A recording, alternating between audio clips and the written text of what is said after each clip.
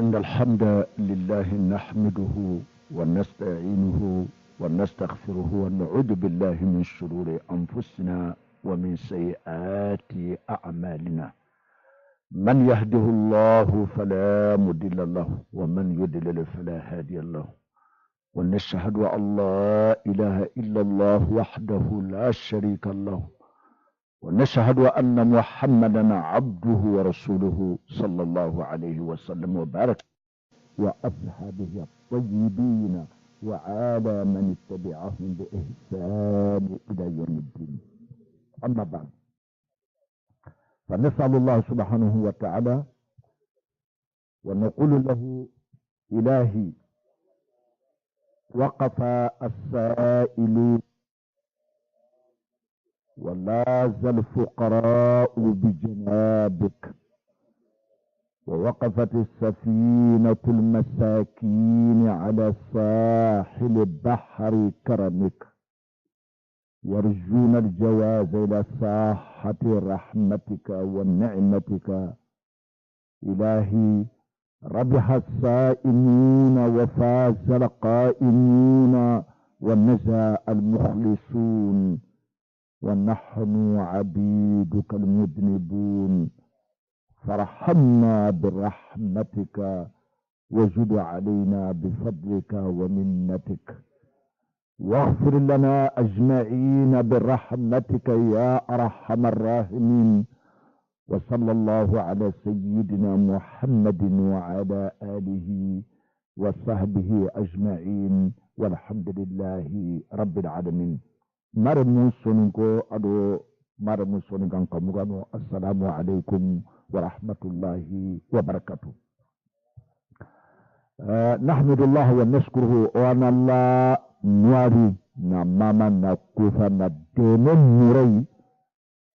لنا أمبتنتا وانا دمن نورا كنياي أغنى كبه ركوتو كنيا نانا أغنى دنيا كبه كنتا نانا أكن بانياني قدرانغا أمغا سبنغاي لا حول لنا ولا قوة إلا بالله. سبن توي دبرنتو غان كتا فدبرني غانتانيا الله سبحانه وتعالى أغنى كبه ركوتو. ونحمد ونستعينه وغناني يدين مرنو ونمر الله سبحانه وتعالى أبانياني لمن انكاهو وانا السبتين دي وصن دمونا، لأن الله سبحانه وتعالى أغا حدمر من برو نا ورغي نا حقل اللي حقل كيغان كتا في برندو في سيرم پتانا باكمي كي سرنياني أين نفنا كي برنياني أين تورنو كيغان تورنو بناي ado kebe gantorno lahrai anna katu anna daga kati kilempo talongonte ngoko Allahu nagara ko mo day oga akono tani kergia ube tani tamima tampilato sombe ngante mo day ngante bana mo day sallen Allah batenga day mo itino hadina siratal mustaqima. Yani rabbi wakama wakanda kati kilempo talongonte nga hadmala men nyana Allah subhanahu wa ta'ala gada kebe kanu odanga wana girai ada kanu wana nya mu'minina, ada kanu wana nya muslimoi, ada kanu kile kebe yi megede debari o kani gada kanu odanga wana kile ke batu wana maga inhirafu debari wana maga mile bakke kile telemonte kai oga gilla kama oga tele nyanga oga tele shokke ngonga. الله سبحانه وتعالى خلق الله الخلق لعبادته وهيأ الله ما يعينهم عليها من رزقه. الله سبحانه وتعالى ada tegefunin taga sababu bani be kama kani ibatu yanan namaka kafiran nan ka hutiya, yani bimana namaka ifisri ngalli ida golli dan taga anni batu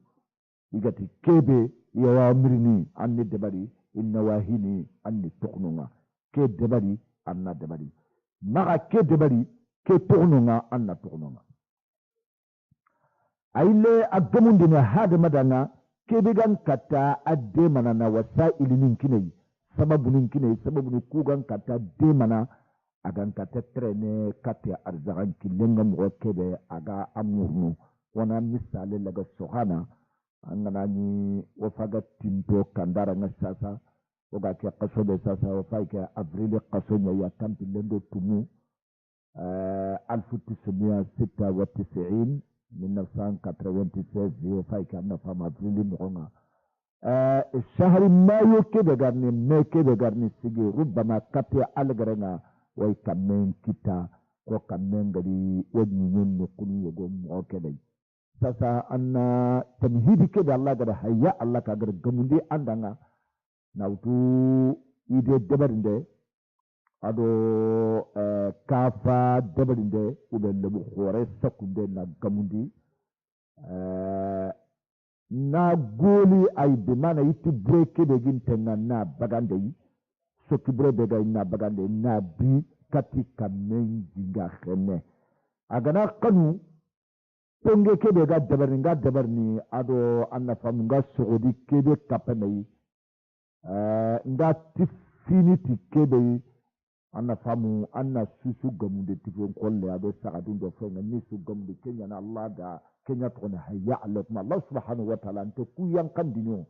yankan te dabarin don te gilli iga yankana katana no fini ni sababu ni yani adi gamunde odanga hadmare men ni megan kato kudu bare kudu arjaga ke so ngan katanya mo kebe ikana kamenta ke kameke jike do fosire nari o da do fo bre nyangeli tindenga ke gilli ke Allah subhanahu wa ta'ala bani kana da annan tabede kerondi tabede ke na mbugu nanya ilu filia ube siko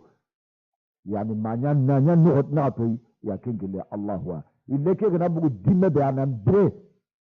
nankinye nukunyugoi ken kana Allah wa agana funce mutu eske makka jogo de kenan ya funcu kame funce kamo karge funce kamo tambe funce funcu kunan barkatu nan jiro ken tugele Allah wa yi subhanahu wa ta'ala me ada sababu nin da baranda na jabande la antenga anna masul anna malaika min terni kafanga iga teke de barni ayi anna sababu ni kudde bari na jabande lay nin to ngi mutu naso na goliya na la khasa kata Allah subhanahu wa ta'ala in challe sutabana ninki tumurgi katay ngana ni sujudi ni na dua nati ya rabbi sogodi kebe anga da rin kitana funchu lamani nyani pagiro na nyengure ya rabbi nyeke kamanna anke nyai ya rabbi kameke daga yankana akamanna anke nyai namurna maga ya rabbi anganna kameke nya kanchirei anganni narjaga ntekei anganni nyilu funchen gabundi anganni nten barakindi ila akhiri kenan ke nyai kedua ngan ke nyai marme annan du ko to anna ko anna la kasa kata Allah wa anna ma daga kapisrei dan tana fantanyen kare andanga na yimmen da bada na guli annara antanga ube bakane angara hayani kede kare angara gundu fo kede kare sasa na goli ube na a wankin na wahari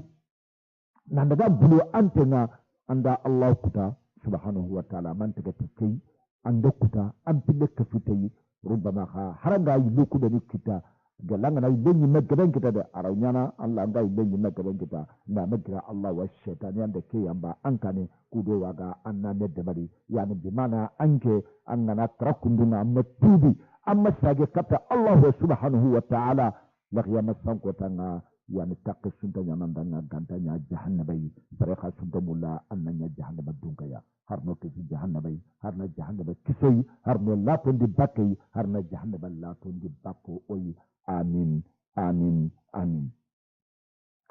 Allah subhanahu wa ta'ala ti kirkhi wa ma khalaqtul jinna wal insa illa liya'budun yani ima jinnan taga jinna makhluq nyane tege fo nyani asuran no jimbanyai yani akin khuliqa min an-nar يعني هذا الشيطان قال لنا الجنة الشيطان الجنة يقول ما جنة بسرمي كوبني قسمي القرآن إذا كذا فاري بعدين كنجو فندي كتي إمارة من ننتي ننتون دي كتا الله سبحانه وتعالى لنا إذا القرآن يقول وهذا ما يعني نجانك الإنسان الناس يعني إذا تجي كيف السبب يانا منه وما خلقت الجن والإنس إلا ليعبدون yani ona Allahu batu baten manne baten yana bil ikhlas baten kan yana te filla kapai baten yana kadi Allahu ni filli ube sembento filli kebe gono okita onati anna famu fulani andanya sababu ngiri fulani patati yogo ande kroti ube yogo ande nyakundulla ogodo kunci mada wada Allah subhanahu wa ta'ala wada akudran baga isetada asembe ada gam patante sikiti wazaifu ni beni Allah gulu wadi busa Allah subhanahu wa ta'ala ni dambin jafundi kapo kwa kenya faike arziki kille birande kille Allah kite nanti kenanya awda wada kabati fotana wada kabati gorfunjuma wada kabati manjaruma wada kabati sidrante na kumenjo na bulu na rano nga wada kabati anna famu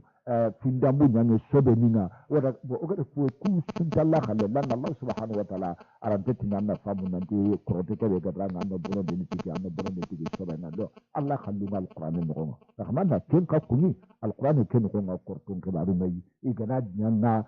duangu kube ni do lagar kasu kube ni gam kapatanta e gam bonno kroteke ga bonno bani debara annabi nyimmo ga debara sallallahu ila akhiru kungono nga Allah subhanahu wa ta'ala de kesu ko qur'an ken ko nga angana ile katu qur'an nga ubi angana ile katu lani milinga angana trindi haraga dan kengana anketa ayatu ni ngare Allah urin katu wana ayani ku konandana anna iqra anni inni anni fofo ya gafati sobe dingrai agan kata anki sini satadiri agan kata liman lana wa ayatul kursi anna fama gakra no konde be setan entero no angana faindi haqiqata ayatul kursi anni ni anna famu tauhid al khalis yani faqat tauhid al khalis yani lillahi rabbil fotna fa allana alliman ka huwa nan di setan ke be garni katanga jinne ke be garni kata an kompenga anna famu la hawla la wala quwaranta deberenta danga sembenta danga ranta fofo kinanga agama gira Allah subhanahu wa ta'ala aranta fofo busnanga agama gira Allah subhanahu wa ta'ala aranta de membrandina aranta krindina aranta arjakhana aranta jakhata gadai aranta denne wa zrekha aranta kabana gatale wa zrekha allimana kelimana ka hunga magananti Allah la ilaha illa huwa al hayyul qayyum amma wariba لا تأخذه سنة ولا نوم يعني بمعنى لكن قراء أنكم بين دائما أورياني لمن أنكاكو سبت انتنان تندمنا الله سبحانه وتعالى أبانا من مرجع لك أبانا نستاجرك من أنكا ورمكتي في أنك أنكا ورمكتي وأفوض أمري إلى الله إن الله بصير بالعباد أنا ورمكتي أنا دقكتي أنا ألقون تنك أني تنغا wa ayenin gaba gaba ne ko take sunone ngan katabbo na tin mo ke da yayi ayyan ko ne an ko nga Allah wutu anna ken da bari badala ma an ga tale yogo aga tale kai me kakani ne mesu karam ne kasu wara bai uba aga tinan nan daga bogwa Allah fantanye ke be nyaman de de bari de nyaman tenga la hawla bi fantanye ran da fofo de barni malaran da fofo de barni dundu fotana rante fodde bani harmere mirante fodde bani jinna rante fodde bani angana kele gana kasankan te nyamante pita kumen ko nganante kudran ne kenyan kata anke narzagana kenyan kata nadrem pata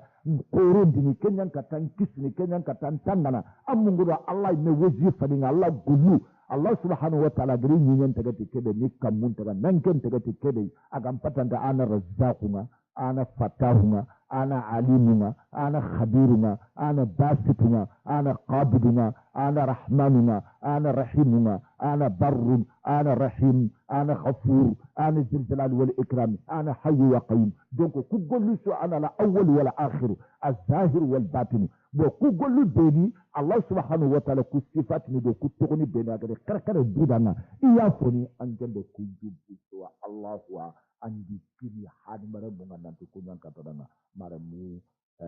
salle kede tune kefede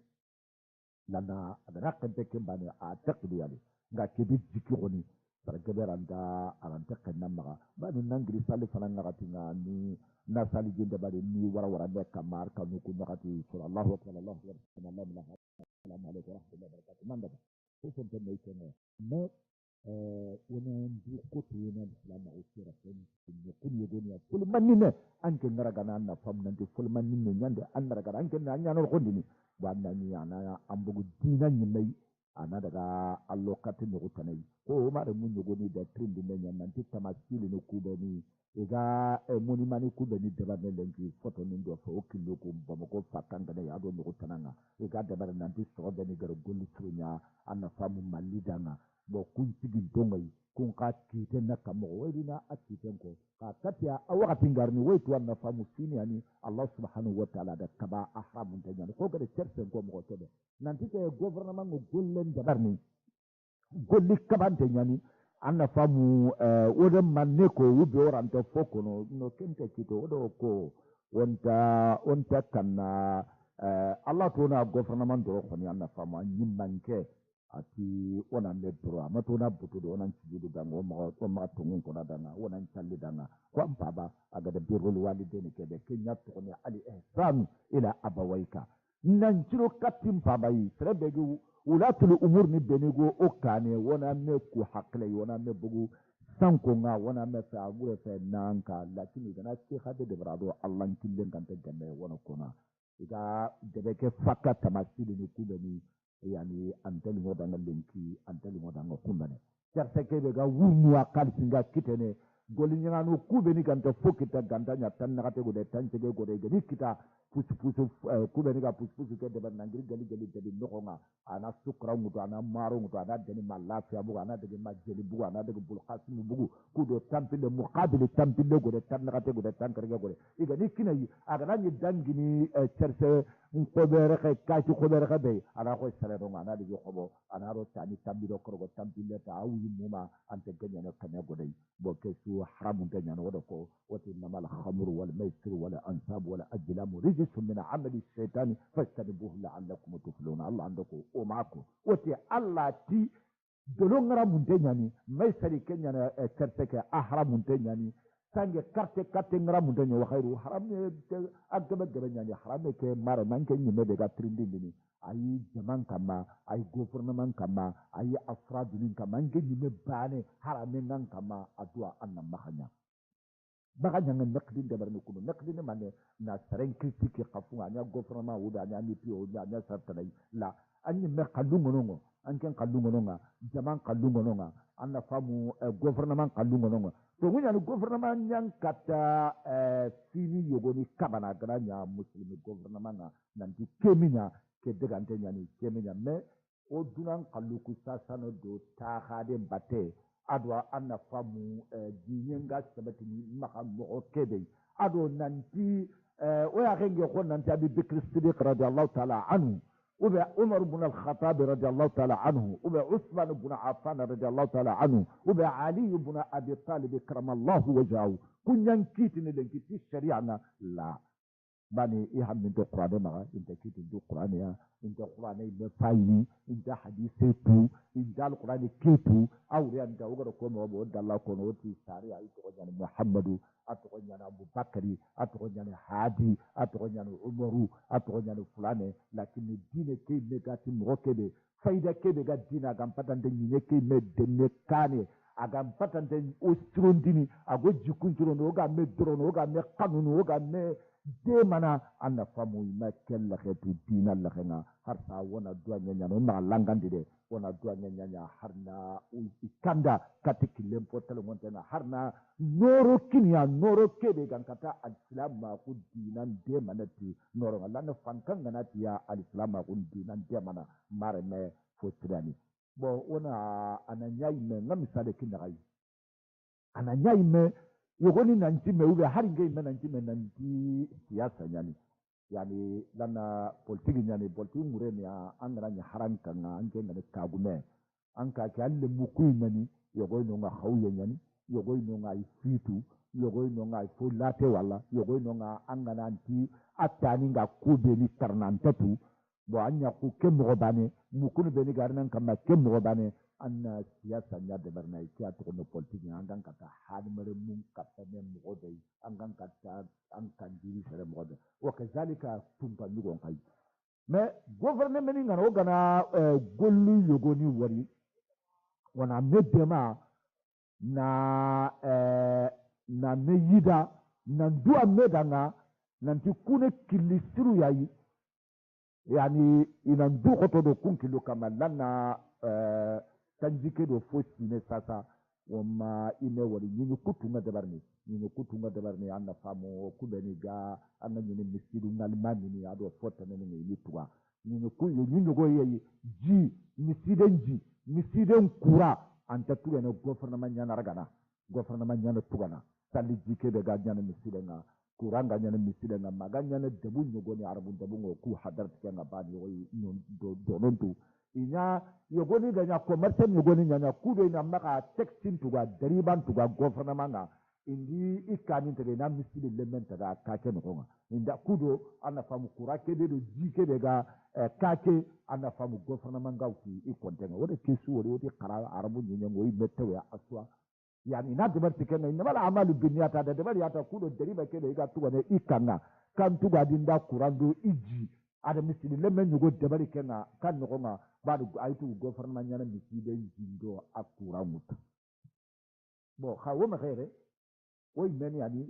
qaso ngarakra antelle do ma yagunga dalaga o be ni gani almami ni ko almami ni beni ga to yagunni mano ragana wona yugo grindi nanti kuran kai tilide ujunu fili ujunu siku ujunu nakati angatu commerçant ni iya fare ken ko ni khayna nanti ustadi khakura ngana fofobi ina no nga kada wari maka ngatuana hari njaka ni nganya ngatu ken ko ni nyana mene yo hanga na ko ni sida no nga nanti kuran kai tingo maka jinkai tingo maka ga atuana ina ndruko tena khadama fi'lan anga soron kiti asirtiru yogoni na atutuwa yogoni na ujine kinanga yogoni na ujine fili kinanga maka gane gardien de jindo fede bo gouvernement na mpatanta kusu utu amade badi mais ogan hadi na fayi hari daru bane anna famu nanti mali gouvernement kebe go kitini sasa christian nanti men nanti misilo koreke kefini patrimoine culturel yani patrimoine culturel ne mane turasu al qawmi ne mane turasu islami ya turasu islami ne mane wodambe oxe ne mane angana tanga kirse su gana ro maga nyinya ka gana ta al-islam ko ya gazana wallahi anta ke do wuro nyano manja o menga ya bani mali alhamdulillah rabbil alamin tarsiru nya on ko ngal ganni tarsiru ngono ko ngal lenki tarsiru ngana mali no ko kumbane mali nga dina mula daru ay dina mula lenki ay dina mula kumbane ko tas o ya dalile wala ko ta so ken dalilin Allah nan tin mande ni na bi kulli saraha yani har bare me jama su ga sere su ngai sere burumai ka daima ona makati fulmani burunto ku be no ko nga do mali milionu ku tammi sumina ayi mara mo kito ona ma janga kito nyane ko no so bonon to ngai mais ona nya daima anyi mena anyi me khibare ba ngi dimba fayta de ngai be fayta be ga safare ra ko bizaga anga ni ngolu burundi ngolu tru ngelo bi zaninga anna famu Allah subhanahu wa ta'ala banandi to anga nati nanya malaika den tanya malaika den har mara menya nga har no kanda katti kilian potolo ngon bo gamali gouvernement na li nanti misidu kore ke de ga bono koyi gouvernement ni christian nga tele juman challe ya tele fete ni challe anu konga salli qaroni challe anu konga sunka son kallendo ke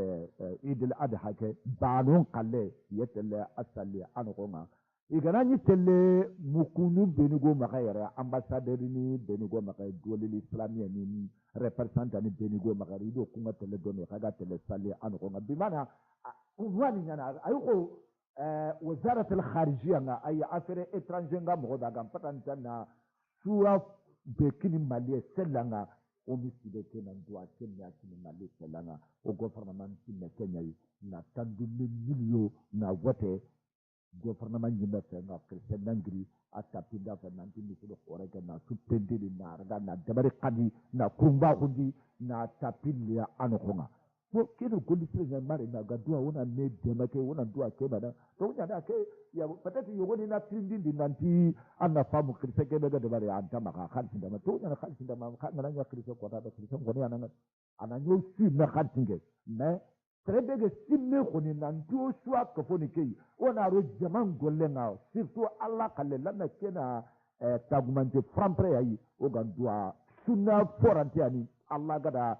kanda kate ya gada jopa rubama kirsetene ganari kadi anna famu aranta ka ke sunna walla na dina ke dema ande dema tingani ngani kukunna Allah ma alhamdulillah rabbil alamin fare ma foto alayhi salatu wassalam agama ko ati ini ke khaitina sere no gombo kude minga nan no nya bogu nan daga nugul le muku bugumay na tunga nie kebe gan sondo meke no nga ike ma khaiti kenga gollu nyan ina gollu nya fayni ado safo golle nya bani allazina amanu wa amilu salihati o kuno golli su ko fayde da kenya ni harno o kanda harna killen podal mon tegne maremu wala du amedana harna krisuku kanda harna noron ko ya bo komi iku interestira hu adi manka hunya soro beni gaggaza ga taraggaza nyan no nga wana kun poto min dabari wodi wala do killu do fe no nga intatu khalali bin khay wa khalali min ya mur ndenga kamaga yani anda kamgo kafina nanti lana har politikin rondo ka nanti ami piga yo mastafe ko wallahi wasafe mareme wasafe amna mareme kebe go do ka ko soninga mako soninga kan me soninga nyana yimu kusasa atonya agarati ami pi mako muslimon kristum mako nanti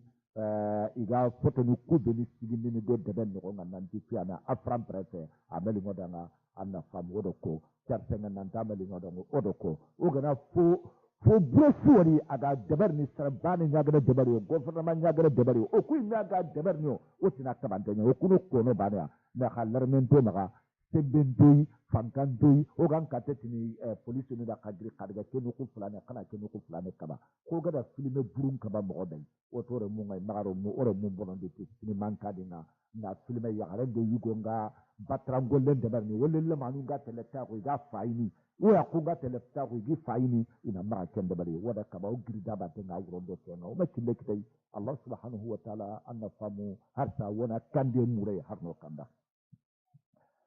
Allah subhanahu wa ta'ala tidu wa ma khalaqtul jinna wal insa illa liya'budun ma uridu minhum min rizqin amma ke wari ba mare ma uridu minhum min rizqin wa ma uridu an yut'imun yani igeda kede muru ni ma igedi tegati sababu kede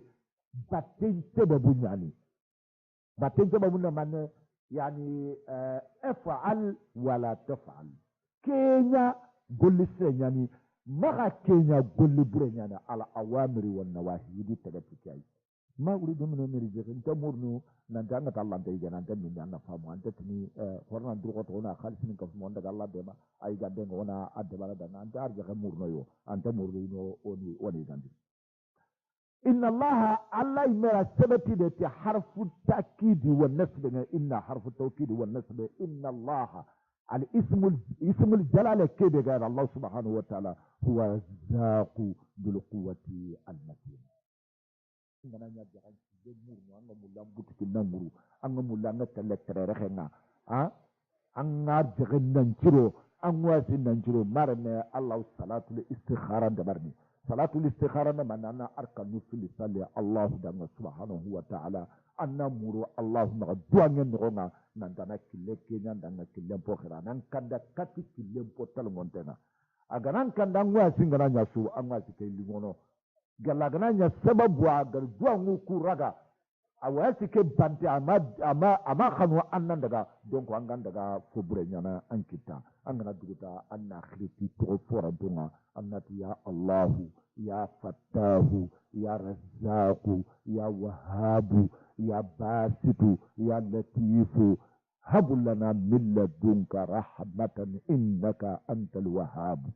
anna murama anna kuna daga nan ta kenya na Razzaquma ana Fattahu nga munyindi nandanga ana Basitu nga ana famu Wahhabu nga kuindanu kuindana nake ya arhamar rahimina ana neman din danun potu kala neman dananga amurgin daswa ana latif nga bi ibadihi namur namaka an ngarjagan kilurwa namur namaka nimbuti nga ananya soron nan kodai namur namaka marsandisi nga namuru namur namaka kena nyantenga ananya arjagandanga nay lenga benkita natiganda benkita nasir ke malinjen geben kita na khulingen geben kita na fatatan geben kita na khilan geben kita ila akhiru anna mura kusuma Allah fonyo anni mura Allahumma angala garqatan kati sakati mare na gananya wuro anga giri salatul haja manonga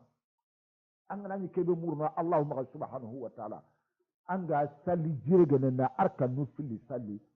annan ngaju ngure kata allahwa annati ngaju ngake ya hayya qayyum ngamurna ma ngaju ngake ngamurna annanya ndanga amuru anke namuru ndanata allah ni jabi dananga bi iznillah ta'ala angana nyanga ni khalasin tenganga basan ko na undan chondo menga fotna nda bunun dinden tan nene ila akhiru lana kunji kundambo khayo kunyano kabana na famu odwangu bo wanga to dwangu wa gabe ban na fo ganda jabi ni anna famu kunyani bani tege jikune kabe ni goyi allah ti imulla allah tanyana anna famu nene ke ga bunun dindina abada aga soronga ibana abada anken kana munguda anyima haibenga aga soron kuno abada anken kana munguda anyima kongenga anna nyile kenne ni bane ka kadin nan karu kate kadin nan da ananku a khota nyande aga garen kono abada aga gollu bure nyana abada yani kullu keso yogan kato dukrosin allah subhanahu wa ta'ala ago kisni ogana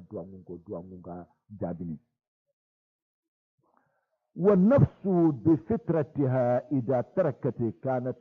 مقرا لله بالإلهية محبة لله تعبده لا تشرك به شيئا أننا يمكن ما الله سبحانه وتعالى قال يمكن كده ترى يعني يمكن كده مثلا أننا ورد يعني أجمع أبولون دينانتي كده كنا أي ما الله قانون ويا الله قلنا دبرني بالفترة ستدري يعني هذا تجمع غدي أما تسمع يعني أما قرأ dunan ko ngagara tunu akendi me kanna allah wa kudu kanne ngari ante ko ngagara tunu ko bay ولكن يفسدها وين حرف عن ذلك ما يزين لها الشياطين الانس والجن بما يوحي بعضهم الى بعض زخرف القول غرورا يعني انا سرنج بنيني اي بونو من نيانا سبب ما غابونو ديني ان نينا انا فامو الشيطان هدر من شيطان way me yonki buruku be ni gado batenga shetane kebe ga agada tahaddin da bari na qararan da bari na muro allahumma ga da to ngan ka da na muro allahumma ga nan tani to ku bire nga maduna gan giri ku do gan kata ko mu buruku su bakandi ni iga ko mo ku su sanku ni suro di jahannama ba ni ba nan da mule nan daga jahannama ngana da no khide nyanno angana nya kharnu ina nya taratana ni gi karanga kun ka ga kharnu idi sura kharnu dome والعياذ بالله منه وكو خدي تانغي مورنا اللهم سبحانه وتعالى لا دنيا جهنم دونكوي ما شيطان قاي نبرا يباني نانيا جهنم بي دونكو يمولينا قران لمو كيتانوما يمولينا سرغبه كيتانوما unjaragabo ani anna salli ma fo binenga baga antenga lakini nene ke fo gabe bonondini soroku bonondini nga fo gabe bonondini nga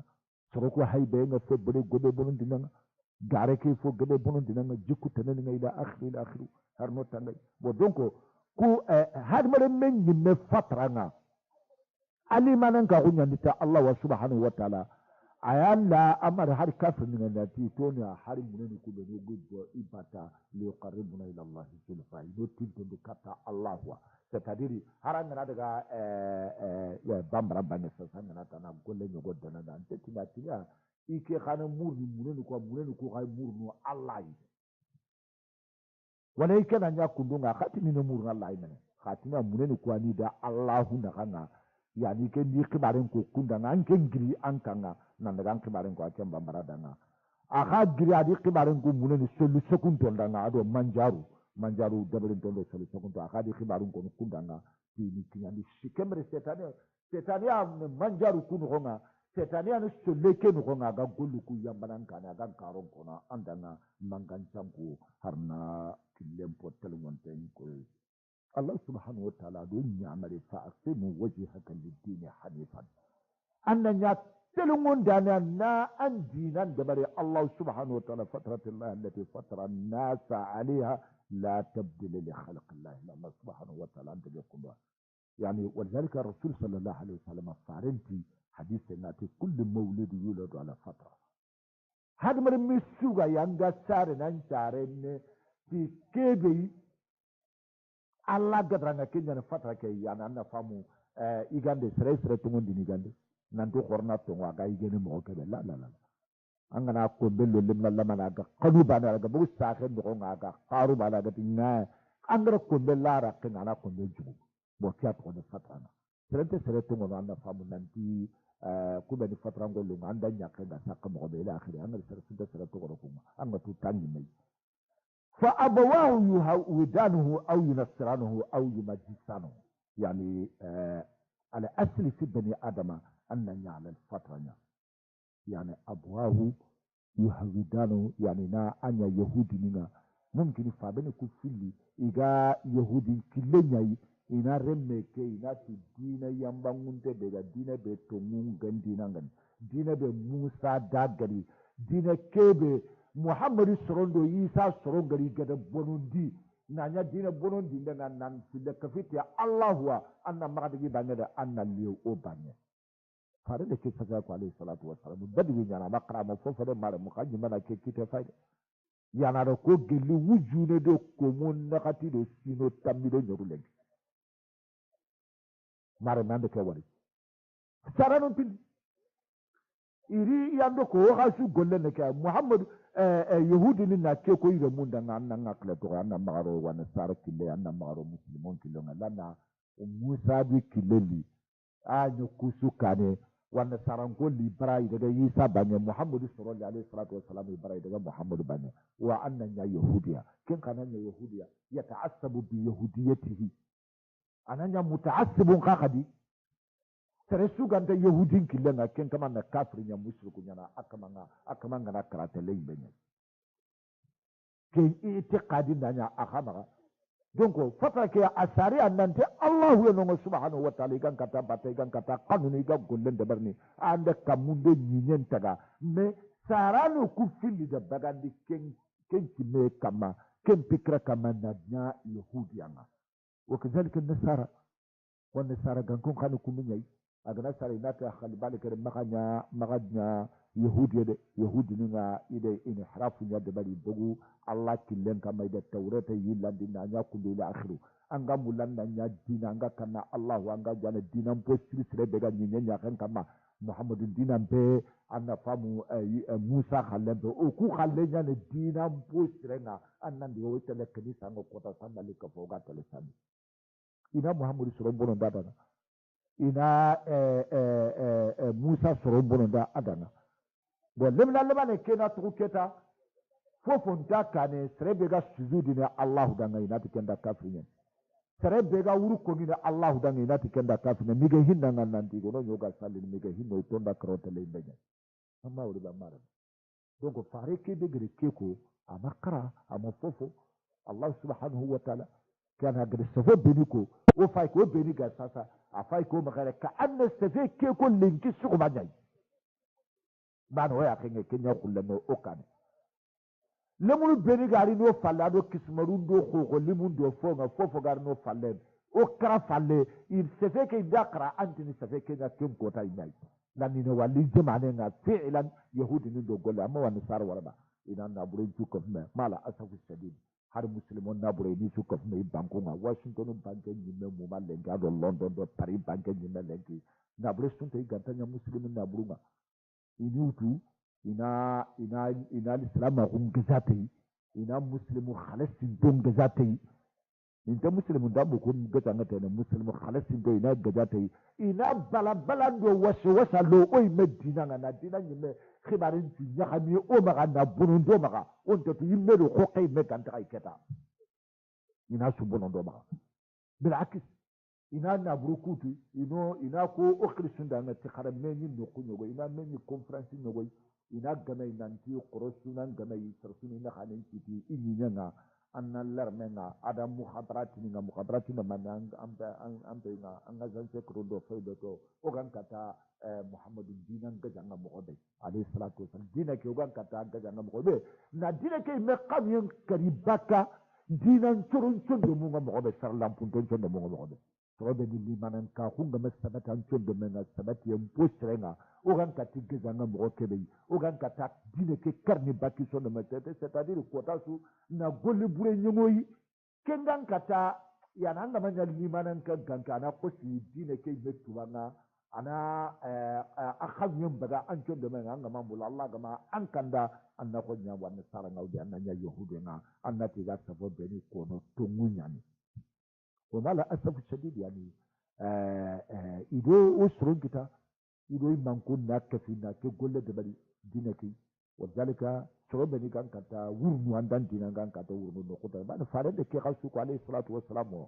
agana koto andan dina kan kata wurnu tele no kota anda kisini igantan jare bini gantan balawnu nambaga an dina nan da kata kasra kundo fila kapendo fotrana anna wuru anna an dina kisini an garanta wurnu amura Allah maka mare ne an gana salli an sujudi wakati an nan duwa Allah ganno kanda agana limanan ka oke zidin do o ya gantan da kasindi agana limanan ka kun tabati lanna limanan ka kun zidi ne ki golli siren nyanya allazina amanu wa amilu salihati sura bani ga tongundi ida golli siren da bari tala manga golli siren nyanya na kota su tala manga hinne ne kota su tala manga finya siron dindini kota sanganta fimbonon dini Allah subhanahu wa ta'ala aya limanan ka kuke zidini an sabba mena lana limanan ka kuma zidini ayin na kasni bon an ga golli bure nyanya na abada aure ne an limanan ka kunya na kasni tenga an ke ga bunun duniya abada aure ne mare me annan taga an yimana kinne annan taku annan taga kata Allah subhanahu wa ta'ala lana an limanan ka kuma an kasni tenga har no kanda kati killen posrenga na killen posrenga aw yumajjisanuhu aw inanya majusinga majusina mane ku ga beniga nani ga me hindi ku ga wori ba igi nani ku bata na ke do ku ga kursini na atiye niga na ndahama lemma hutei ikun kana kenya bata na nguna koyi nan tanan dur ko to idanga ku do lakiyama sanko te yiga toro ni benga nan dur ko to idanga mala mama wori ba dur ko tan nga kleke kada nga kleke waran du kane banan de simme nan taga sita dina nga khalas ande dina karanya do haranga ma wakara abada awre ni ken nyam mujusi nga awre bani akle kan nan dur ko to akle ke du nususu ko fo ke dan tele bani allah de fo bure wala ko ne kane abada allah de fo bure ko no ko ne danga abada allah de nyamarin dinin nan do na gullu bure nya abada an gana dina nyime fay geli dina pananga mallegere kelma bani ke no ranga ti la ilaha illa allah an duta so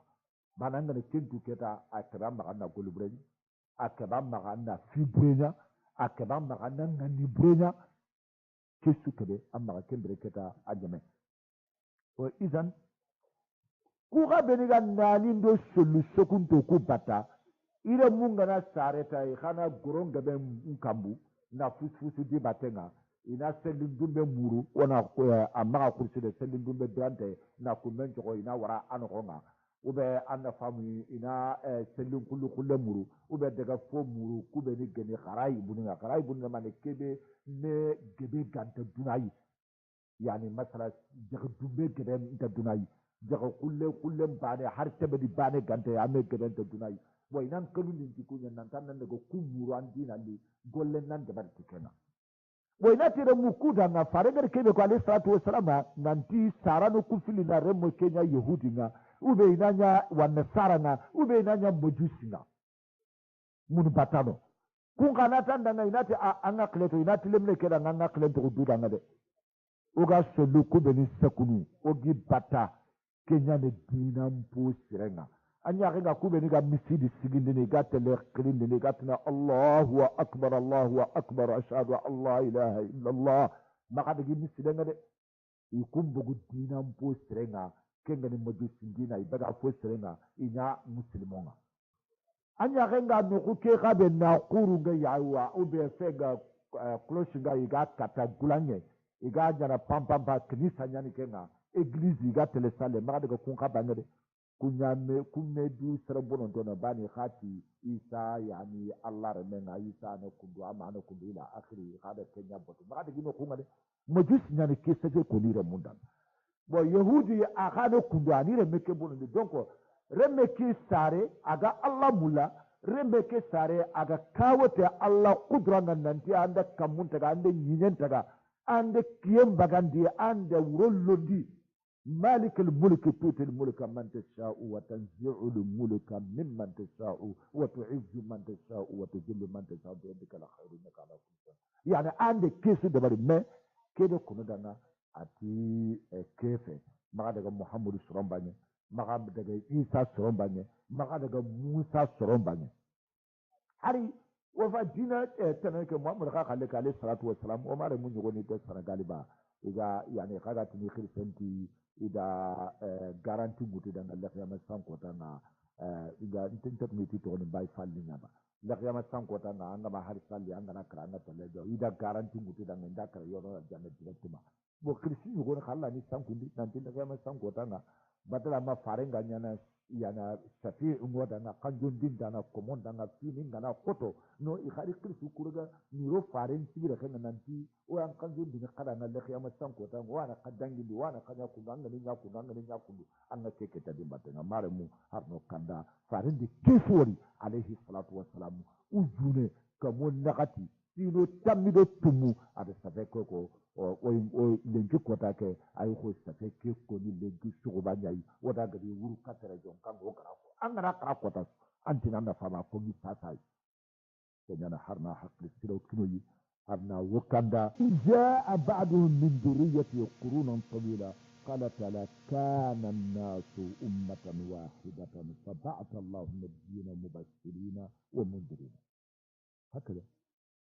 وأول ما حدث الشرك والانحراف عن العقيدة الصحيحة في قوم نوح فكان عليه السلام أول رسول يعني نوح رسول فنانا انحراف جبل الشرك نفسه كبيرة لأن قال كبيرة ساسا وأسرع بني قد لتران كاي تماثيل نكودني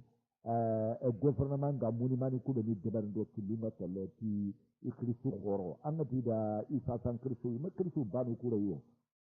ke samuri ture ni beni getaza anna famu gati franjin kanne do alhamdulillah rabbil alamin ana ma ne ni woni zanga ima kun khalle nyamba ni debar yo sheikh muhammad lamin ad-dramani nandago faro sironi ga tumbu kutuni beni ku beni ga bono Sheikh Ahmadu Nani Masinani yani kubeni gada kanku Musa ni majidil Islam gana dirjuman gana ayi dede suwa aga television ga do kanye nya dede mutun nan daga nauti jeli capital na mali no ngere maga jefene makka daga ante do haranda bure ngene me ara ko marta nyuga na bu khore mutu askandariya mitran nyinga na tinu fuqaru na makka do medina yi kembere tanyere nyugome Kenya setunde ne kan kali sunte ke bara kan jura dumbu ka kanyen jura dumbu kanyere nyogone yani kempaka kenta fofo ante jiutu ante fofo tu boto ni nyam nekenga anna famada gado kilenga juma ngana derege debesu ana misida tagano anda daga debesu ana non fuqaru ngani fuqaru ba de misra nya kanyen kiman kanu misra ko ga kanu ga tin gramu bane sino tammi aga dangi misra sino tammi kanya manya foi misra ya kanu bani ganan tele haro soro ganan tele sakana misra ko takana ga tele kitabun ko ba do yiramu ido kanyi nan tele na kitabun ko boti kanya na iramen ko boti kanya sakana na kuiti kanya deben tuda kanya kita sino tammi kanya me tele anna famu misra kunja islam ko nyodo nan daga medina ado kan ado asya muhammad na tani ko bo medina fare medina alayhi salatu wassalam kani ku fay ko na harsa me wasu mo kuma kun moni mani dabariyo into ku igara har kun to ko ni ko no diskuru nyai dangin to hani kullan to kun ila islam ko to ko ga kun kullan to lan to kun na ken de nyana mo kam mali yane muhammadu bagay goni mahmudu bagay goni ahmadu baba tumbu kutuni yani min de nyana ulama woni ajlauni kitaben dabari na wudu gallala awwalu ila al akhir me kun moni mani to de bani islam to kun to ko no amma wori ba marane kubeni ke tukongono kono hado kanda kato tilempo tulungonte na tilempo tulungonte kanda kato amin Allah subhanahu wa ta'ala nuha surunda manaiti inna awhayna ilayka kama awhayna lan nuhi wan nabiyina min ba'di Allah subhanahu wa ta'ala ndake ayatu ne nuha ganari dimade agada fari na hun kai bana awhayna ilayka kama awhayna lan nuhi wan nabiyina min ba'di yani nuha ni nonga wa khayde katta yi ko ga khayde katta ngam o tele ko be sasa bon soronni khadi ummatan wahida fa basallahu nabiyina ko annabi nyima da gadi kai adinya mubashirin ni ngo mun tede na fogo ko mo be ko dangin de ko mubashirina nan ni si wata nan yagali ndi nan cewondi kudo anga aljanna kito mun tede nan gungo nan ti angana nya kafi angana nya sila kapanga nya kudo kudo aljanna wurmanga amurni bakal janna antele jahannama hatta allah ta mo dana wata kai allah ta koyi allah ta tini gundi allah ta tini ko allah ta jibere koyi odo o muslimin da manjo mani do fabne do kisne do kokoni onan ti dana wodo kenga harna yanti ma harni na aljanna din koyi harna yanti ma babu toba allah subhanahu wa ta'ala dine ke linyende ke de marane a oga ke duku suko no ikundu kujikulu be no be kono no yabe oga kube ni kundu sasa maka yagwa inke ya yanke na inke no kona ta ka inke ngere ga kona hadi drame ra ina ayan ke de gintarin kana ayan kai mane an ka fati malaika ne mana ka du khoto annan yunkin gaza inke ni yunkin gaza wona tubi kana babu tauba tubi en polla ke munin tanya Allah subhanahu wa ta'ala ti fare ni tina aga alaihi salatu wa salam aga Allah khafri gesi mur ne tanyereta kota yani bi mana kamo nyari milioni nyari wujuni nyari ara ko kota saga la jamballo anta junubu de bana anta golu bana anta gar na anta fay na anta khori na anta de tourna de anta fofo ko ko ge nyana mo ko fare de kunya ma ana Allah khafri gesi mur nan kan dur ko to andi de o suna khafri gesi mur de bari me wona dur ko to ta gana nyanga o ga bakke kebe tawbatan nusuh ngono ngata way mulke to na bugu ke bugo maka yille katay amma dur ko to tanya jalan ke gollen ngani bacon ko na ko nyannan sun nan ci ron bi anna wanki anna baka kama an gollen ngani anda nene nyaga tere nanga tele bunun dindi anga tele sonya bunun di anga strong maka jefana ila akhiri anna dur ko to anna badai jalan gollen ngani munafiqa ko nyanna bare jalan gollen ngani na ila akhiri kullu jiku kizimu nyaya anna badai an gollen ana allah ta sujudina allah ta'ala sirina Allah ta haru gilanga wurin sujudi nan da barne Allah ta gilanga wurin calli na Allah ta gilanga sununi annan guri annan kusin da bari annan tuli kata Allah subhanahu wa ta'ala annan kulli sai gabon sakatin mare nan na da tanji kene ko kini se termine an kan kalle ne annan durqoto annan ti do kata Allah wa kornan durqoto ba khayisa la sai asmi rahmatullah wa ma lam naqnutu min rahmatullah wa ma zikidun kuti gela Allah ne ma nan da Allah ke take ngega na karan da garona janna lo ne benya lana ngakule la mare ne la ta salu zalika ma zikidun kuti wallahi tudi kate sage kate wallahi an tubu la sage kate an tubu la huwa rahmanur rahim inda ay man da duma an kuti kana nanti huwa rahmanu arrahim huwa arhamur rahimin كنت ربي اغفر وارحم وانت خير راحمين الله يمد دي ما جفل ما كنت تي يا حلالك يا ان برقطو ان كيكو كان كند منا ان اقول لند بدل لنا ga tamakaran كند منا سو aga so maka fogan كند منا سو ان اقول لند بدل نو هاجر يا رو كوي سرندنا ati lana ati surundana karikati Allah subhanahu wa ta'ala iki kuma dinekema bani ti katangari nanda fini nyoma ero tingo ndende bani ya nonto mulla annanya annan lo o khibare na angate lo o khibare bonondi bani kuma khibare bonondo nyana ndaro sasa talasi na ami maka ko kuma dinya kundunga ma arjanti kafne ko bani كذا قاتني إن كندا إن أبغى كلنا أتنا نقيا يرد رحمه الله أن بعثة النبيين سببها الاختلاف كما كانوا عليه من الدين الصحيح كما كانت العرب بعد ذلك على دين إبراهيم عليه السلام حتى جاء عمرو بن اللحي الخزاعي فغير الدين إبراهيم وجلب الأصنام إلى أرض العرب وإلى أرض الحجاج بصفة خاصة فعبدت من دون الله وانتشر الشرك في هذه البلاد المقدسة. أننا عرب نتبع أمور مكة مثلا. النبي إبراهيم الدين حنيف يعني الدين هذا عليه السلام هذه من دي يقين دعا وركوه تعجبنا من دعا ينقل دي الكعبة كنونا وقت اللي هي ساسا يعني عرفة يقوم بنا أرنا عرفة جريتوي bana arfana kumbane arfana makani nyana dingira nyana wai kan ka kono mara munda ido kana ni anna famu kumbane sibitinga anga arfu kotan sini anna sini kumbane ya ala kulli hali anna sini kumbane ay ikhtilafu amisiri gedeke gege nanti leru sikyo na ka ma leru na ka telana arfana makani nya dingira nyani anta malia anta Indonesia anta Washington anta Paris arafa yayi ana hijaji nyine yayi bana ti ukufu arafa kota arafa dingira nyana tu dengani ya arafa na itale sige kumbane ayo masabti kumbane nan daga sige arafa na donc an ga ngana nya simini kota ba na simini sibiti yayi anda daga final tinanya na dimasin kota su anda sikime anda sumen da bari anna fabu sallon kota yi bana arafa woni kene kenya ara ga nyo kota bala ngo to ku simini o kunu sallen da batti nanya nya na an arafa fati dimasi bana hija no nya an ken kimini kuma da an ga brajin kuma da murnu arafa kotan kalle brajin kuma nya maka khara ga khadin nanti fardi nya nan kama an ken gama da bar sallo ne benya ube nke da ga ko non ke gama da bari anna ta ime ko no anta da barni maka ken ka siman ga ken maka khada an kin ka bono ako sito sawali ko kada ko kada na mo dai an gana daga nan tan jenga sini ne manga to tindin din de deben do nga kada ka kuma sito sawali sini kan ka kuma biton tumi sini kan sun ka son balle bala andan sini mo non mari me dine ke mo gon ko tanya nan na klente to kai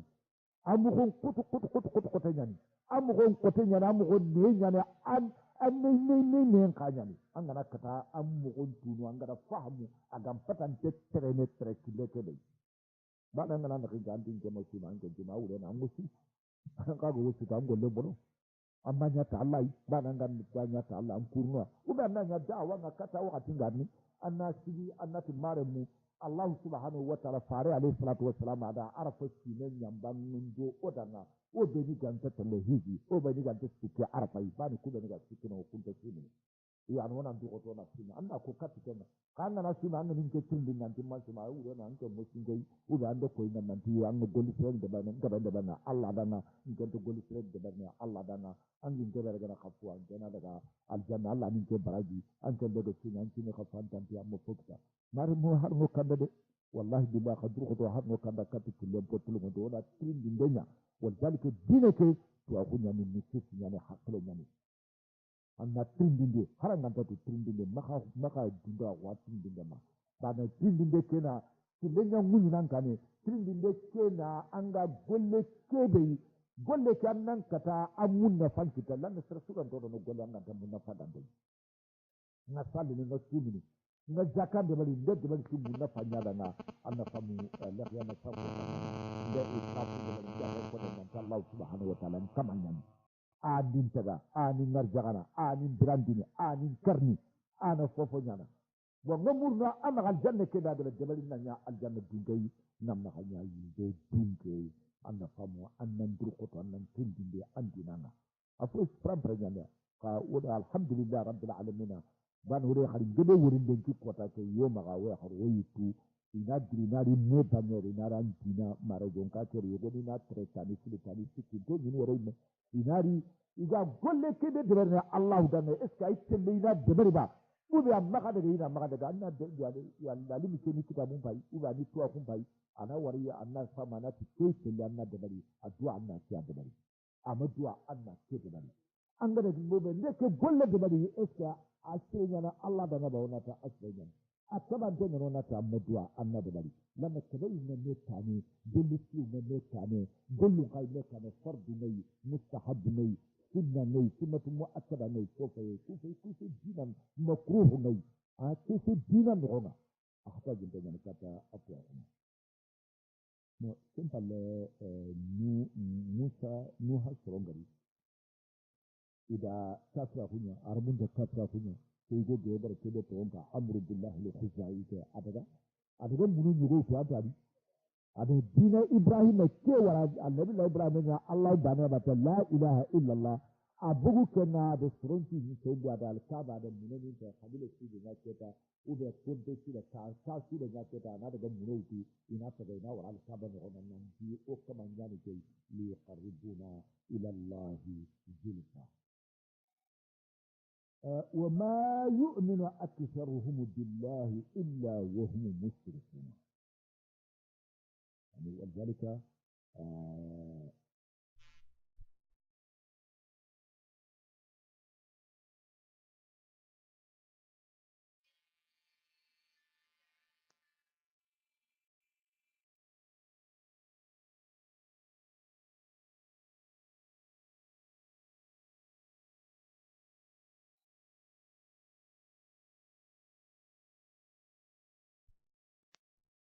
كن جابي كن دان كمغاني مرمي كن دان كمغاني إلا كتير نانيا الله سبحانه وتعالى يعني كيلو كتير وكن دان كمي كيلو نياباني كيلو إرجع الله تيجي باني ولذلك هو فسر من نانتي كيرتي عربون نقوما وكوكانا تابعنا كيلو كتير يعني أخذت بين جبين المرة الله سبحانه وتعالى عنده كنو دتيني باني وأغني من كاغو ننتي باني يعني لا شريك له أتي محمد عليه الصلاة والسلام قل هو الله أحد يدونك هو الله أحد أقول دانا ننتي هو الله أتغنى هو الله أحد أبدا الفرد والصمد هو الأحد والفرد والصمد. الله سبحانه وتعالى يقول هو الله أحد أتابع من بوس كل كتير من من توني جانكاننا نفسي اللي أنا كومار من يقول ناتلا إيش كتير تبيك نانتي إذا هادي درو إذا الله دو وفوقني كده بناتي يا هادي ننقرو يا هادي عندما أمين كتير أورث إذا هادي بدو إما هادي بدو كنا فارن كسمرين يعني إذا فارن لما يعني إذا مسلمين يعني إلى آخر العالمين يعني إذا كنيا كري كده كني إذا ما كان كذي كسمرين كسمرين كنا الله كري ما تقول لهم بابو فارن يقبل نقوم عليه بسرعة أما سلام كده مور جندام مع هذا مورني أما غادي جمع أن نصلي فارم عليه الصلاة والسلام أن اللهم صل على سيدنا محمد وعلى آل سيدنا محمد كما صليت على سيدنا إبراهيم وعلى آل سيدنا إبراهيم في العالمين إنك حميد مجيد وبارك على سيدنا محمد وعلى آل سيدنا محمد كما باركت على سيدنا إبراهيم وعلى آل سيدنا إبراهيم في العالمين إنك حميد مجيد. كيف نفعل عليه الصلاة والسلام أقبل النعمة. نغنى نقرن للميانتي يا هادي أن يقنه ما فيدان كتامتي يا الله أمتي يا حي يا قيوم يا جبار يا متكبر يا قهار يا وهاب يا فتاو يا رزاق يا عليم يا خبير يا شكور يا باسط يا قابل يا أول يا آخر يا ظاهر يا باطن. أما تنقى أنت يا هادية عند رجال آخرين كانوا كسم آخرين هذا قبل نقول كنا فارع عليه الصلاة والسلام فارع كنا دريا كنا الله آخرين عند كلهم جنين مارني كلهم جنين هو تو بوكيانا شركنا بوكيا تغني سلا كابينا وانا نمو كل ما نام تكين باني مثال اللي وتعمل كنا كوا يعني كده جوكتو أنا ما بقول تجي أنجنا كيسا جيرتنا كيسا يا الله يا حي يا قيوم يا خياس المستغيثين يعني أكوكم يعني أنت ملهوف من مقروب رب نجني من الهم والغم والكرب العظيم. نبي الله داود داخلي نبي الله سليمان داخلي نبي الله نوح داخلي نبي الله إبراهيم داخلي نبي الله محمد عليه الصلاة والسلام داخلي عيسى داخلي موسى داخلي أيوب داخلي ربي أني مسني الدور وأنت أرحم الراحمين. أما ولد من دور أن ينجي كتا anya le neman danu ti neman danu na ya wure ya ni ngamur na magana man to ra ke be dama zada bada kan mare ne khimari limani wallahi dur ko tota anna naqli haram amma kinan nan qaray ne wana mi tindi wana me qawmundi wana me trinka anna ke fahamu bani kileke dan mo nan dan mo liti gebe yan kama limanan ka ukke gina yan kende men ande kileke famu liti gebe ya an kama yani anna siyang kandina anna liti siyang kandina sampi gebe yang na sampi ke fo gebe yang kana bon misali masalan je kisma yani netale wetale ko tolindo kadru ya kita kadru kutulu ado kalsi min de tiga o kuma de tiga gebe o gara yiri na na famu wona tiga gebe ko no ngam kambu yana garanya Allah ganne wara an ta ne kembere kaburu ko gande di tu kralle man gebe ngo o kana talibe gebe ngo kanye ga krana miskinan tere gebe ne gebe ngo ngam ko sadaka kew do ne da talibe ku grupo ngam ti kara ke tiga mude daga kada kambu nda bagande ta Allah subhanahu wa ta'ala nan ngajin ya Allah talibe ku do ko ngir sufulun ko mo dore o gani baga do de kinde xarande mo ku de ke bra do dilin de nyani ande sendi bana mi sendi ga khati de sukrante angare mi ni ko ba baga no ko ma anna tira mama makati de so ro so yar kata ngana de kata na anga idana yen ka fati dan di barki de ha hadi sinjeli yani de fena bo kembre tufu luku ga yan ka futuro ke wakati na kata kaga de ndakira na modi ke angara tulesi ko kabu nukulle mu ku ba ne ga duan ne de nyana fukare nukulle mu angana fukaren tu angana yigandi angana setu fata angana setu nurotana angana fokine yisalle ke fa ke ni sasa nukulle mu kudo sedeme ke ga duan mu kudo ni geber nanda na mare me ulanda fane ni ngede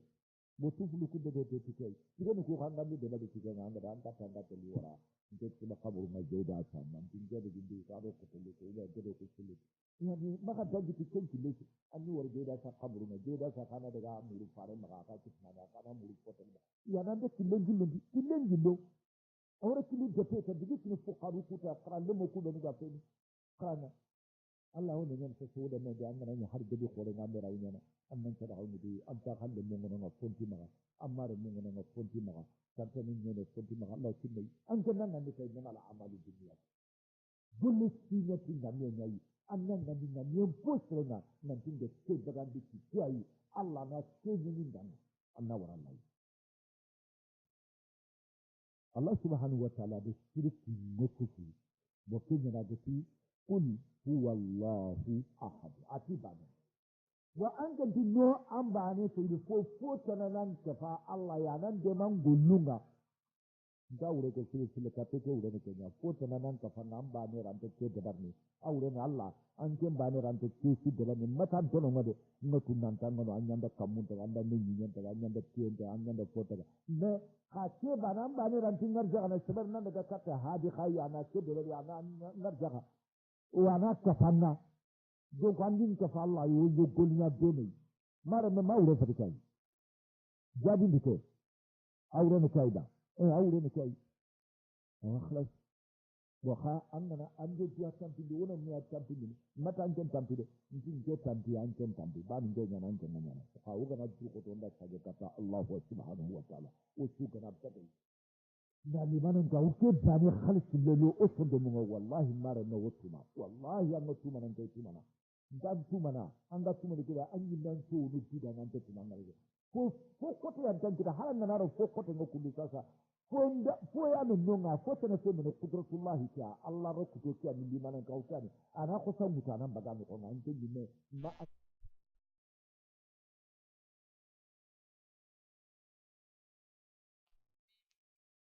kuma kadi ba nan tuna Allah da mu'jizat min kinana sada ci khurun dari andan amma mu da hanan na kabre kafina kina min limanan ka ukani nan jiri khoto annanya anan jidi anan magana kai anan jidi lana Allah da duta ga da huwa ahadu fardu ati samadu lam yalid wa lam yulad wa lam yakul lahu kufuwan ahad kenya kai ce kina kafaje donc anna kuni da nan cikin sun kai ana sare sare ma sara kontono ma da ko amu ko ma abani ani donc on te mulla fita bo wasa bunyala ti inna shirka la zulmun azim nan an tuwa to kadi kina kapeke ni zulmun azim na turam purante la nawdona huwa wad'u shay'i fi ghayri mawdi'ihi awrena al awrena zulmu huwa wad'u shay'i fi ghayri mawdi'ihi na tiro dingirai amaro irora hanga nana tinja hadiya ne fatahu njana rajahu njana wahabuma bo ha ntinya kata hadina kudere ami tinya de kata muhammad alayhi salatu wasalam ha ni tinya de kata allah ya ina silenga ni ma janga ke su de ban nana ni du'a mata tika alhamdulillah rabbil alamin a'udhu billahi minash shaitanir rajim bismillahir rahmanir rahim alhamdulillah rabbil alamin wa sallallahu ala sayyidina muhammad sallallahu ala sayyidina muhammad anna sana'anku anna tiganden jefatinata allah wa subhanahu wa ta'ala anna duguta anna salli faran alayhi salatu wa salam anna du'a minku anna duguta anna jefana anna duguta kadi anna sana'anku ala allah subhanahu wa ta'ala anna allah kufa anna allah mama ya alhamdulillah rabbil alamin wa anna ko hasani kan kamina tinkama nwari katman wori anna fadanna ando braje fe bani barajen ta kina na lanta tun da ko mo da sanin kan kana muhimma anna kufa anna nyari anna mama anna salli farin maka nanti alaihi salatu wassalam anna duwa munko an ce kan kanne Allahu yimuku ani jaban dan dan shirki ke le zulmun azim ne wata ngana tsare nan ji an daga kahinun banya yani kedi an daga kedi banyan te salli ne haran da nara ko de ko tinin da mu ku do ni do foto ku do ni do manjaru ku do jumaru ku do ni do dennu ku do ni da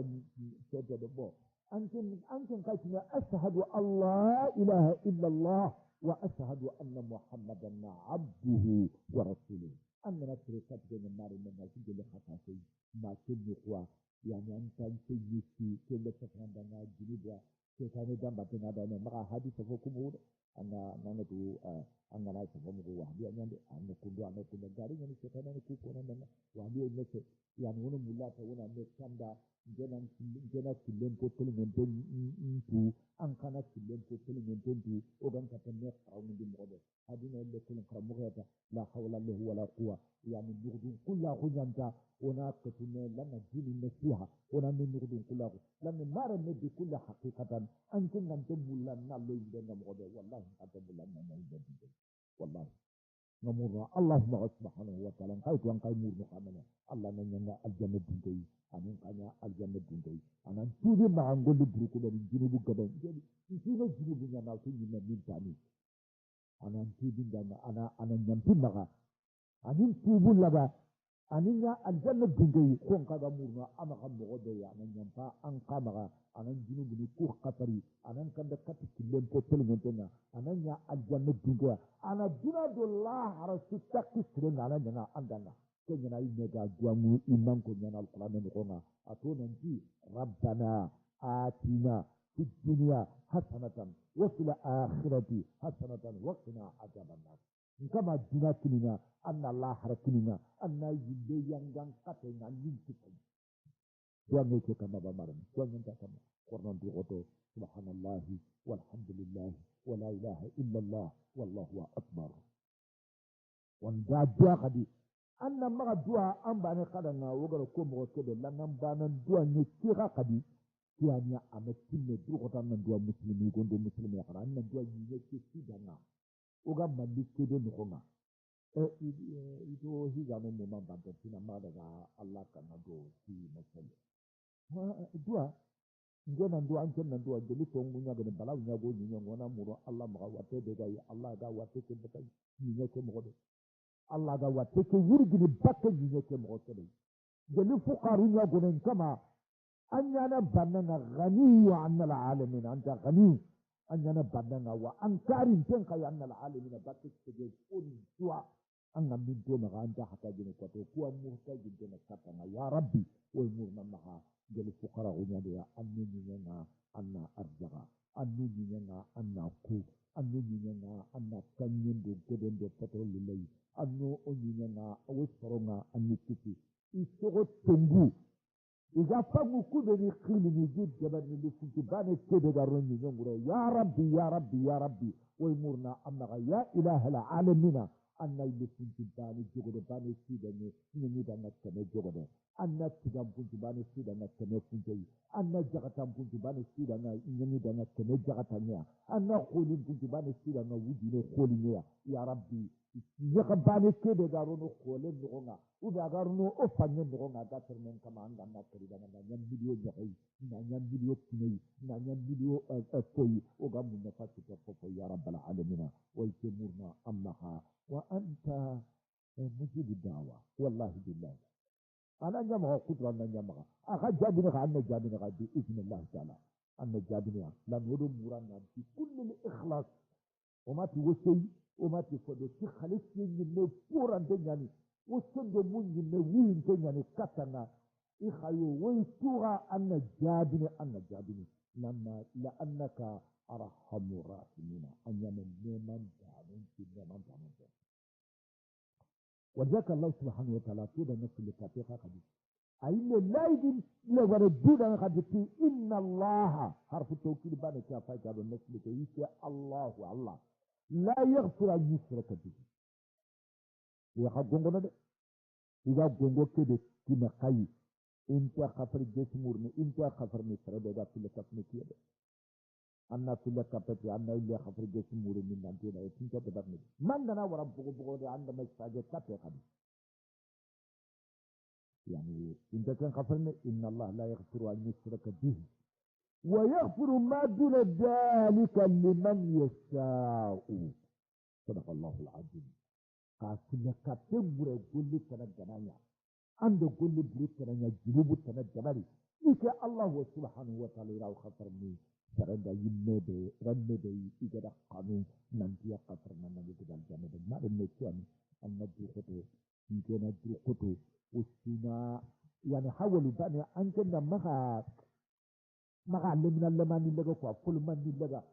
nanti kuha saga nanga bo pasti kuba jele kono ken kafati ingada ai ingada kristen drota tinda nya kundu tikenya na kila kapena ite fo fahamu ni la ikonde mare me droto ade maka nya ken tayi o maka meka wona me kundi ai o mati ye kristen drota ngade droto na kristen drota anga na kristen drota Allah Allah drota man fay bana kono ndam Terus ga na kristen drota igana tikede da lalimi nyana amma drota amma bani kristen ke lalimi ke drone ta hungure ani farin duron ta ku alaihi salatu wassalam sahaba min duron ta ku radiyallahu ta'ala anhu ulama awliyaullah salihin min duron ta ku yani ado anna fama Allah duron ta ku anna anta lalimi mulla anta farin ta da kanu anta farin ta da mulla anta farin mulla anta farin mulla anta Allah mulla yani kinna mantiqin yani aqlin golle yani kan baka harabe sikara da tara an da stressi wara karamu da jahili a da tin ta stress dorono anyaya anaka nan tikrisin nan ka anaka nan langa wallahi billahi da anna kaman dugo anna famu balaw na kita la so da ko to mati kede duron ta uke ne manne dina kede da anna bro annan dinan trindi annan dinan tuda abatena anna bro Allah sai da faran da me anna bro lana warasatul anbiya adan nabi mun ya kai anan nabi mun ci da hanyar lalimi yani annadru fi afana ma'a annadru man hadisa ma Allah munafana anna munafa ci ibrahim qoran Allah subhanahu wa ta'ala annana lalimi qoran munafa anda ko kine ya anda dena ila akhir zalika ci sina ba ma kita nan bi mare men kada banu ko da banu ko no ce ne nan dingare ko aure ne yani namula min dena la kenta da ma kan kan nan de ma kan kan sima da aure ne ta sanya misali ne anna kaman kanu anna kirkete kanu anna dena lan nan na kidi kanu kike lawu da kan kida akama Allah uje mana ba kina kede de ha gollu kube ni ganu ga gam patanta al yani gollu kube ni ganu ya sifat ni kube ni gana Allah gollu na ndomur ni kirkete ma nan dana kungollu da bari bakki arabana ara dua nyindanga na mure ma dua nyemure ma nan tan dua ngandanga am butiki ni mesidi serento ko banai anna mura ana kana dua andanga bana ngene jikada Allah tindeni subhanahu wa ta'ala ana dua andanga anati Allahumma aftah alayka yani namurna Allah ya rabbi aftah Allahu abwaba rahmatika wa rizqak Allahumma wasa ara hadi tuqinna min asma'illahi al-husna anna yurdu ومن كيسو كبده الناس تقول لك تقول أن قيتي والله الذي لا إله إلا هو الملك القدوس أن خلق أعماله هو قدوس يعني المهيمن العزيز الجبار المتكبر هو الخالق البارئ المصور له الأسماء الحسنى يسبح له ما في السماوات والأرض أتقول شيء أنا تقول لك كيف نونا أوتو هاي قيوم نونا أوتو عزيز نونا جبار نونا رزاق نونا فتاه نونا باسط نونا يعني أكو أمور ما كاوغا كنا عندنا مقدار عندنا سجدني واسرون لكن كنا وقت كده أنتني صلاة الحاجة من عندنا حاجة بيننا مورنا الله عندك سبحانه وتعالى لأن أنت ينتون أنت ورسرون كنت أنت كتا الله وتنين ينين آدنا ما نتوسي Serai minta angkan nemuku kenakati ya kan jinga baka fundamental wudu ya kan jinga baka angamur Allahu maka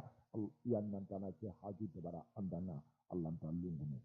wajalika nantu oto wana dua odana wana dua bali sidana kudo balaw sina maro gara ko mo kede jeli fuqariya gono aninya banen jeli mina jitindo kolera nyagoyi kolera kedo mina jitika Allah da khayi awatuni ya rabbi way murna amma ko kitunga kamunga ya rabbi way murna maganda na wuri ba ko kama way murno o lali minen khayi o juma misidini nalmamini ado juma misidun kawandin dano kana durkoto bani soroku beni ga katterin kana anga walla adi durko kasake di sengan nanti sada ada Allah na kan tinyande kaga na jikka wandin dini ube kadana ni kutuba ni deba ne kara muru kunso yani so ko be no ka de qiya dor ko fram pro gumu ku fede sekonto gumu ku fede ko yani anna fa ko be ne gitti no ga sekonto forante le kempe de di ko karu ku be ni ga de dor ko sey mentere ya bu anna ni ni gitti de ni da to temponondi yetta ko ni side ke yayi ga nekni maga ne ko kun kama ni de marani ona muri maga inan ko fo duanya na o sunan dua Allah ganna mali kiti Allah ganna mali tanga Allah ganna mali banahu Allah ganna wate balaw suga ne kapwa ga jili kamunya ga jili nyenya ya rabbi Allah ta qandi onyina agana nya ga funtinya Allah ta funtinya harna ilan agana nya ga kenne kamunya ya rabbi Allah ta qandi yari harna qandi anna famu gun qoron do nga gunu deni wa sarantay na brontay ya an fujantay fofo gantay ونمر اللهم الله سبحانه وتعالى أنا فتلوني كده بنو عدو كم كده فينا يعني أراونا كورونا ندرو كتوبة في نفس الوقت الله دون يعملي إنن فسيرى الله عملكم ورسوله قبلنا الله نقبل لنا هذا فارونا اللي قلنا كتما وندرو كتوبة كتما الله سبحانه وتعالى وقنا نقمي ونا نديما ونا دوا ندا ولا قرقص كت الله هو ودا الله كتير نرا wasu kafi na Allah kutiyar gaza wasu kafi filmin da muku da ni ga filin mani na wani lamani na talli ifayi wani kashi ni bugu wadda ko government na nan durkota duwa ne ke ba ne sai da government nan durkota nan tsoron muni annan durkota annan lan kutiyar nara annan lan kutiyar nan na jimine Allah kuti annan maka sakon di an ga goli sai yana Allah da na subhanahu wa ta'ala annan konto da ken bane annan maka ti do fa na lai kunyana nan Allah kuta nan ne kenyana annan ka take da darni an ga kabana aga kabine bakka nyen ya kan kama annan kaba kende nan odi kan nan maka jandra nan nan maka lar nan nan maka ba ni tun ka duwa ku ken te duna ne kebe tun ka duwa ku ga duna ne kenyana Allah wa subhanahu wa ta'ala kenyan do kono da nan ki kenya maka kenya افعل ولا تفعل ando nyamatan waljalika annan ka sai kun ka yugo annan turqoto kebe kan kata Allah ga hinnuyi Allah go o duwa mun jabini Allah go o fayini Allah go o kam berkin tanyan kan kafe Allah ga kolera ke futin bakke ni ke na dinin ko tanai Allah ga bina jiki ke disparin dinin na bagando o kama mo dai Allah go wotin tun ti jara na mo dai Allah go fuqarun tu koni mo bay Allah dan ka tu jahilin tu tingi ni mo kabay anna golli buren nyan mara kulima burun nam bagani kiliman kanina golli burun nam lahanya wana jiniyen gaja wana lita hun gaja wana fofo gani fo burai Allah ganta mulai ni nya kan kamata nyane sababwa ago fitnan dini aga nyane sababwa aga to duwa ngul lagana o sunan ka fina yono fitin ko men kane wa atasimu bi hablillahi jami'an wa la tafarraqu o sunan ka fina wana nya bani wana kinga ja bakka woni nyen kama o murna Allahumma subhanahu wa ta'ala no kanda katikilen po kalongon tena الله أن الله أخبر أنه حرم الجنة للمشرك الله الجنة بعد كباب سلت كفانا ترنا أنغنا فنتي إنه من يشرك بالله فقد حرم الله عليه الجنة أننا سلت كفتا الله الجنة حرما بنا بعد كبان ترنا أبدا وما أواه النار وما كنت كان دعتي إنه من يشرك بالله فقد حرم الله عليه الجنة ومأواه النار أنت أخور خياني بين قايق محمد وما للظالمين من أنصار كل خاخ الدم أنا نتاعنا أقوى أنا لا جرانغ رجال بتي أنا دو بامر رجال بتي هذا من جاري كمين دو كمين دو كتير تانو سنا أخو ملارانتا أكتنا دم فاي كونا دعنا باني كمان سيتاني كتنا أخرام وأكين كمان كلام مغني سيتاني أقوى تاتي إكيمة كخنان تونغ سيا هاي بالي كتير داري كنياكو أنا نتوقعه هرنو كندا هرنا سيجي كو كلمة تنتمي ويمرنو الله سبحانه وتعالى ونندرقته ونجمع نياخدي ويستفاني كو يجيبني كودو أنا نتبتي وستندمونا كنني كده سالي ونجبن دي فارن مغا عليه الصلاة والسلام براجين سالي ونجبن دي براجين سالي من الناس لني موغد كينيا مودوا خاصة نمانيا kawande bane na bane ko c'est-à-dire bragen challenge nan kabo nan kafu farjun khale ke bala farjun ku bane yani ya murin to nan na la do nyamari nan to na kunya bale me wujinu bu po gebe ke bani jiru bu nya gebe no kama ko fo kharan te nyamana wo khana golli sen gebe no yumkini ku kata ni gebe ni nan katu annan go faran da alayhi salatu wassalam an ganar kammi tammi nasila de bara Allah da mo kota suwa an ta da no yidan annan to ko annan nasila min da bani anda nasila min da bar sallin ta ne anda ya sallin ta le uron do nan ganar katu dilina hari arkan nusli salli Allah da mo subhanahu wa ta'ala anna da bari annan muro Allahumma sallan nan go fare ma alayhi salatu wassalam khasata juman kota sallen nan gaba farin maga anna sallen gaba da farin maga anna sallen gaba da farin maga alayhi salatu wassalam wada ko ken kota o ko ne daima suratul kahf ya wuce farin kai anda ken ka alayhi salatu wassalam akra nyina baraje ne anna qara dinan kota atara anna alquran min anda na dalilai anga tirana na batena na biyo ta na Allahumma rabbana atina fid dunya hasanatan wa fil akhirati hasanatan wa qina adhaban nar. Wassalamu alaikum wa rahmatullahi wa barakatuh.